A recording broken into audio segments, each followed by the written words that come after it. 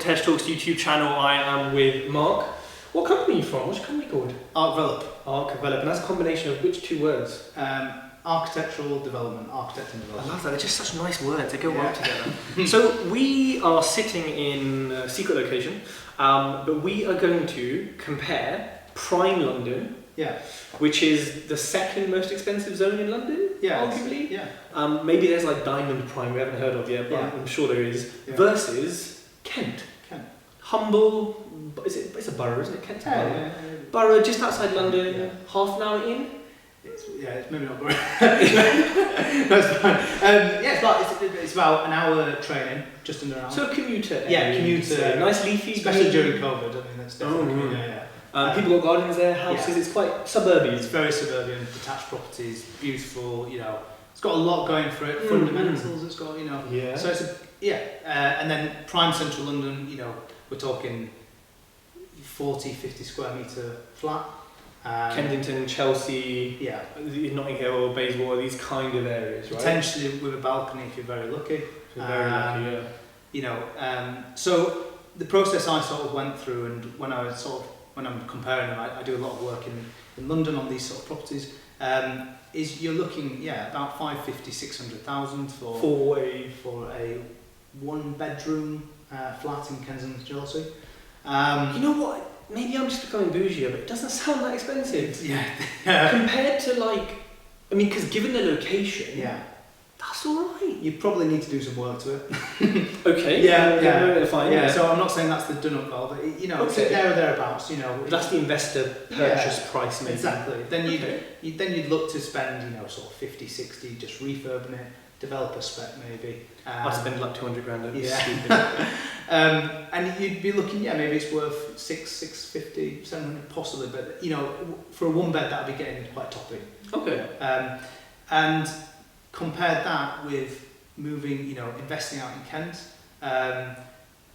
Just going back to the Kensington property, you'd probably get a rental value of 1450, 1,500 a month. Really? Yeah, for a 1-bed. That's not a lot. In this, we're in prime sort of Kensington, Chelsea, but for a 1-bed that'd be the lower end. Then you go up to about 1.6, 1.7. Because where I live in Zone 4, you could get a 3-bed for 1.5.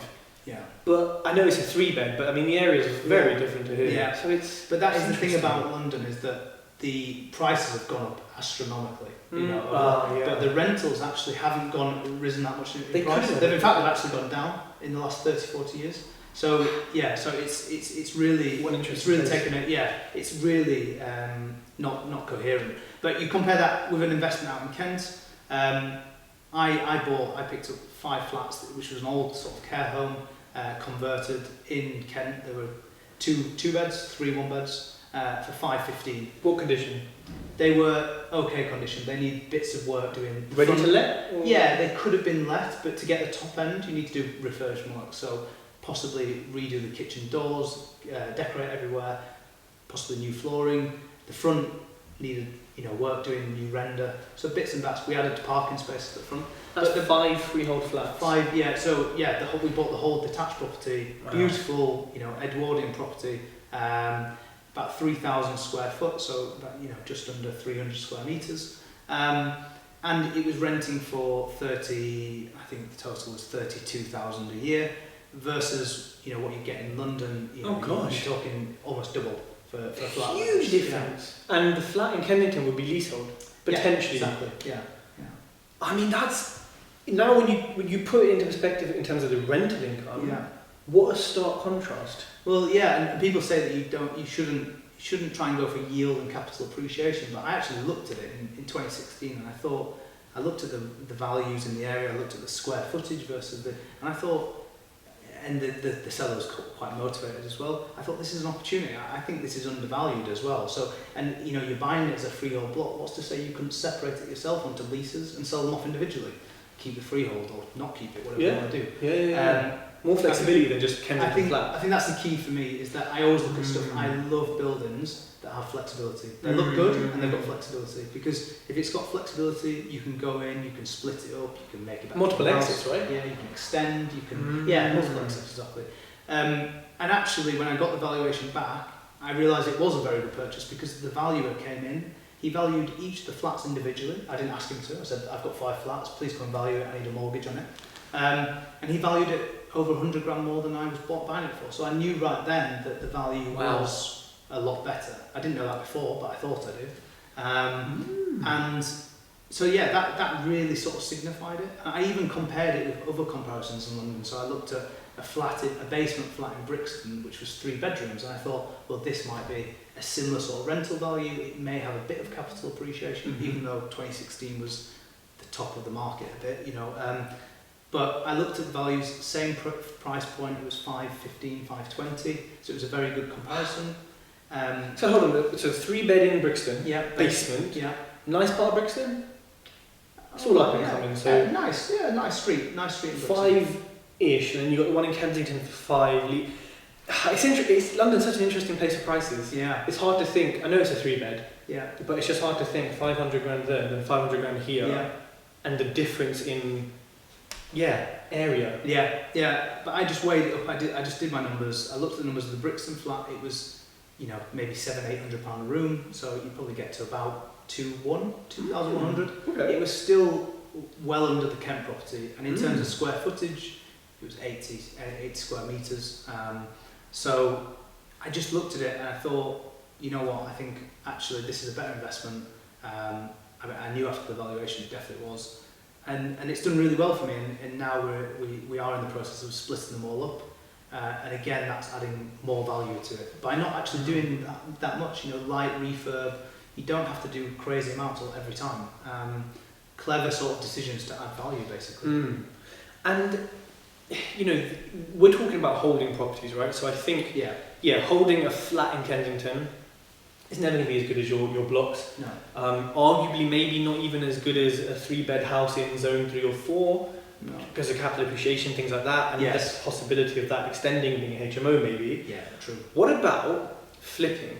I mean, I know your unit maybe it's a commercial because it's 5 units, it's not a standard house. Yeah. But if you were going to flip a flat in Brixton, a flat in Kensington, or let's say you were going to flip the unit block, which would work out more profitable? That is a very, very good question. I think it would be. I think the block, because it's a commercial, and some investor might see it and say, "Hold on a minute, 5-3, like I'm having it." Yeah. Whereas this, you know, the one in Kensington, if you're saying you buy it at 500, you put 60 into it, it'll sell for what, 650? It's tight. I mean, the interest, fees, you might as well not do it because it's risky, one property. I think in central London you have to be super tight on your numbers. You have to be very well connected with the agents. You have to be very well connected with contractors and builders, so that you know you're going to be building on cost. You probably need to have done quite a few developments with them. And I think the margins are just a little bit tighter, whereas you look at the block in Kent, and I think if I had wanted to just flip it, I think I could have bought that, separated onto titles, done light touches, done the outside, made some parking spaces.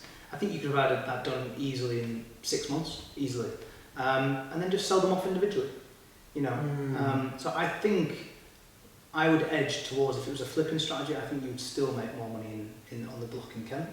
So really, flipping and or holding both seem to work outside of London more than in London.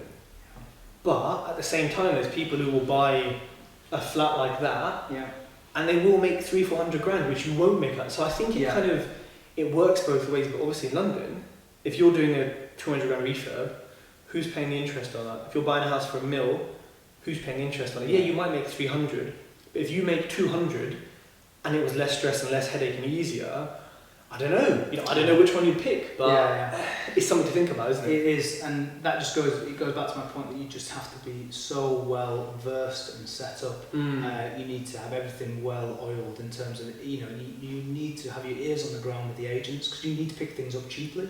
You need to be able to move very quickly, proceedable. So I work with a lot of investors and high net worth sort of individuals that they do projects in London. I project manage and do the architecture work for them. And I know the way that it works when we go in to look at the property, when we analyse the deal, we are fast, and that is the competition we're up against in London, because it is so dense. How fast are these investors completing? I've seen deals they can complete in a matter of weeks, so a couple of weeks. I've seen things exchange in a day, 2 days.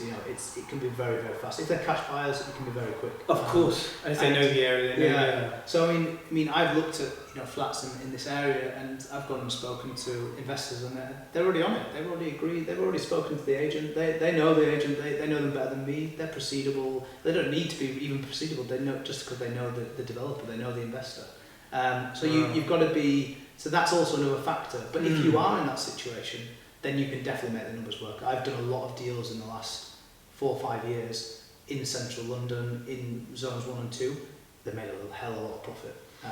So it's definitely possible, but the scale is... If you're using investor finance as well, people, you need to obviously, really needs to be in your account before you even offer. Yeah. Because if that agent turns around and says, listen, well, I've got Mark and others on it, you better exchange, you need to exchange in a few days. Basically. You can't be like, hey, I'm looking for a mill. You've got to have that mill ready, ready to be like, look here, and you've got to have the proof of funds, and you've got to... I guess it's like agents anywhere. As soon as you give them the brown bag, not the real one, but as soon as you give them the commission, as soon as you end up paying them commission, oh, that's it, mate. You're on the phone, he's good for it, he's proceedable, send in the links. Obviously, it takes time, but do you think that London's a bit of an old boys market that's quite hard to get into?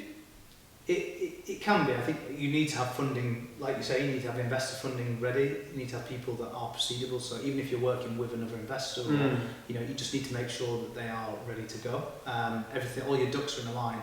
I think it is a bit of an old boys market. I think there are a lot of wealthy family officers, investors, and they know the market. They know the agents very well. They're very friendly, but it's definitely doable. And as soon as you start going a bit further outside London, there's absolutely, like anywhere, as soon as you go a bit further away, I'm looking at stuff in Croydon, in Enfield, in loads of places around the outside. And I don't know how the market's going to go, but I think there are absolutely going to be opportunities, especially, we might talk about it later, but about commercial opportunities as well. I think yes, there's a huge opportunity. Touch on that, definitely. Huge opportunity there. And that I think around outskirts of London, there's definitely opportunity to be made. Cool. Please everyone like, subscribe and share, and look out for our video on commercial property coming soon.